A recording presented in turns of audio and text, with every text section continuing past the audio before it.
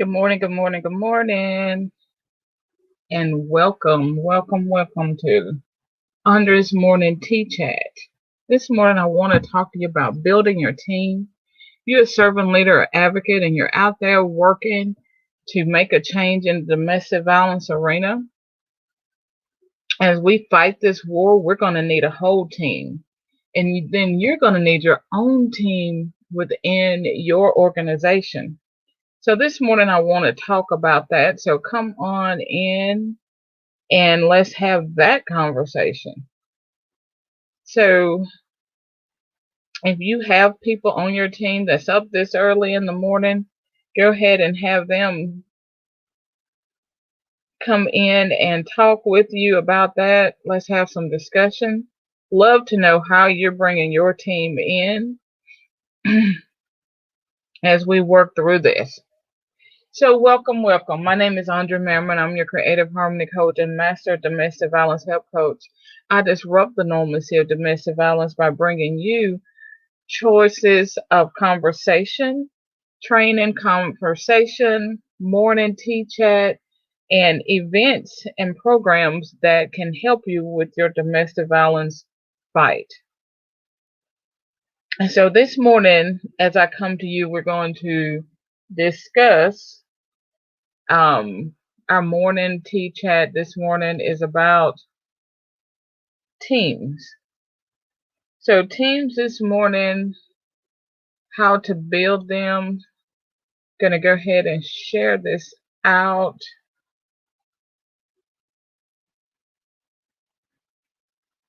Nothing like having some people come in with you, and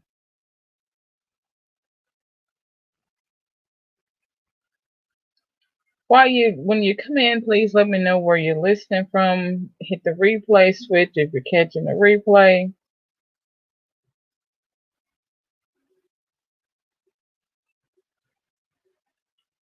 All about building that team.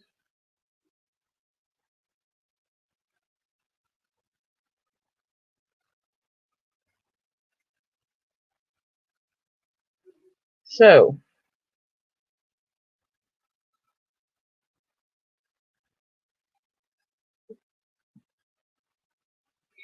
start a watch party so those that can come over and watch that also. So when you are building your team, who are you putting on that team? So my suggestion is, as you start looking at advocating, good morning. Look, as you start looking at advocating for others, advocating how you're going to share your story, just a whole piece of coming in and sharing with the audience, you want to have a team with you. So let's just start with a couple teams. Let's just say you don't want to build a business. All you want to do is go out, speak, share your story. First of all, that is a business on its own, a different story. But let me tell you, even with that, you're going to need a team. You're going to need someone that's going to help you with your travel. You're going to need someone who's going to help you with your dress, how you're dressing. You may even need a makeup artist or a hairstylist. But even when you're going out post-COVID, once things are opening and people are having conferences and stuff again, on that realm, you're going to need someone who can do your vending, who can walk your booth for you, who can help you when you're getting started. And I'll tell you, my personal assistant, when we were doing a lot of traveling and stuff, she would even come over with her list and help pack everything for the event. So my daughter, who was helping, she took pictures. She told me what looked right, what didn't look right. She took care of the booth. I didn't have to pack the booth, unpack the booth. I could spend time doing the things that I needed to help share the message I was trying to share. So you need that type of a team. And so let's just say you're going to make this into a nonprofit. Well, you're going to need a team for that too, because the one team you're going to have is a board of directors team. Then you're going to have operational team. So you're going to have to look at that. So we go into this, and I'm talking about teams because we go in and we talk about networking and collaborating, and that's all well and good. But personally, you need your circle around you. You need a team around you that's supporting you. You need a support team, regardless of whether you're going to just be a speaker or if you're going to be training. And you need a team of people because you cannot do it all on your own. So if you wanted to make this a business, if you're just going to be coaching and speaking, your business should be around a team of people who can support you in that. You may need someone in marketing on your team. And so I'm going to give you 4 things quickly this morning that you need to look at when you're building any type of team and you determine how you're going to be in this arena. And if you need more help on this, please go ahead, sign up for my domestic violence advocate intensive. Our advocate intensive is one that will go through this, help you build your team, tell you what kind of team you need, tell you what kind of business you have, tell you what kind of skills you need in the arena that you're trying to be in, and which one is best for your personality. But once you get to that point that you're building, tip number 1, you need to build a foundation before you build a team. You need to know and be clear on your target audience, who you are, how you want it to be, the feel that you want anybody who comes into your organization to feel. You need to determine that before you start adding people to it, because you need to be comfortable expressing what you want, because once you start bringing other people and other personalities in, you may bring the wrong person in because you're not sure if this person fits. And that's something we can help you with the Advocate Intensive also. So what you need to do is build your foundation. It may take you a year to build your foundation to where you want it, because I know you'll be tweaking your mission statement, tweaking what your target audience. You're going to try to serve everybody. You're going to hear all kinds of stories of people that you want to serve. But that foundation is only as strong as you take time to build. And your foundation is just that. It's going to be what holds your business up.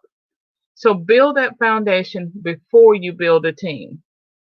Number 2, determine what your standard operating procedures are going to look like. What do I mean by that? When you start building your SOPs, you need to understand how you want them to carry out the jobs that they have, which means you may need to make your organizational chart. And you may not have a penny right now, but you need to know where you're going. You need to plan. And you need to be able to plan the things that you want this to look like. See, if this is your future, excuse me this morning, and this is your business, this is your baby, this is your something you're building, you need to be clear, crystal clear on how you want it to look, how you want people to react, how you want people to feel. And part of that is building that foundation and then coming back and saying, now that my foundation is built, this is how I want things to carry out. I want my personal assistant to do this. I want my admin assistant to do that. I want my marketing people to do this. I want them to carry out this voice. So your SOPs, your standard operating procedures, is your voice that will go with every position that you're putting on your team. You need to be crystal clear about that. Now, because you're crystal clear doesn't mean that down the line you tweak it and you change it, but the foundation is already there, remember? So the procedures have to go with that standard foundation. Number 3, how are you going to onboard these people? Are you just going to hire somebody and say, "Hey, I want you to be an assistant. This is a new position. Do what you want to with it"? So that just defeated the first two because your foundation is there. Your operating procedures are there that you want things to happen. So when you bring people on board, have a standard way that you want that to be done also. First, I want you to learn this. Then I want to be able to give you this. Then I want you to carry this. By month 4, you should be able to run this, this, this, and this. These are the things that if you're going to be the CEO, the director of what you have, you're going to have to be that leader. You're going to have to be that person that's not so wishy-washy.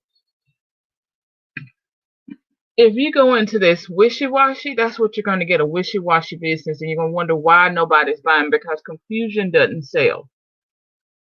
I understand. I know I've had to retweak my target audience, who I'm doing, look at my message, how is my message going out, and it's a constant thing.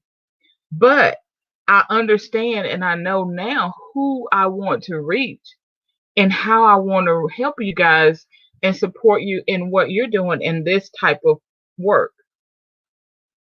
And so, number 1, build a foundation before team. Determine your standard operating procedures. Understand what your onboarding practice is going to look like. And then you need to determine how much or how you're going to pay before you start asking them to play.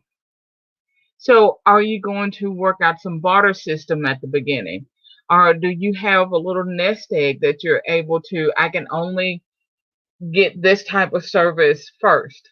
When I build up to another type, then I can do something different. You have to determine that before you start. And in the beginning, it's going to be you doing this. You're all on your own. You may have some people that are volunteering to help you here, help you there. But I'm telling you, the more time you spend building that foundation of what you want before you bring somebody else in, the better you'll feel, the better you'll be able to promote it, the better you'll stand tall when you talk about your business, because it's the feeling that you have. So many times we go into businesses and we say, okay, God is leading us. This is my mission. I feel that the Lord has told me. The Spirit is helping me birth. We say these things, but yet we go and ask somebody else for their approval. Ask somebody else, not just for what they hate of or thinking is right, but we're asking them about our decisions of our talent and our mission. What you want to ask others about is the difference between 1, 2, and 3. Which one do you appeal to you? You know your mission, but it's the appellation that you're asking other people for. So I want you to think about this as you go out and build your team. I want you to reach out if you're needing an advocate intensive, that time to just sit down and really hash out what's in your head about your talent, about domestic violence. If you're a speaker and you're wanting programs and stuff and you're not wanting to develop those programs, I have some really things coming out that we're definitely going to push out in bulk on Good Friday coming up. So as we do that, so reach out. Let's get your advocate intensive done. This is Domestic Violence Awareness Month. We need you. We need your voice, because there's so many out there that are waiting on you to tell your story so they can resonate with that. So reach out to me. Let me hear what you have to say. Until tomorrow, I wish you hope, harmony, and happiness.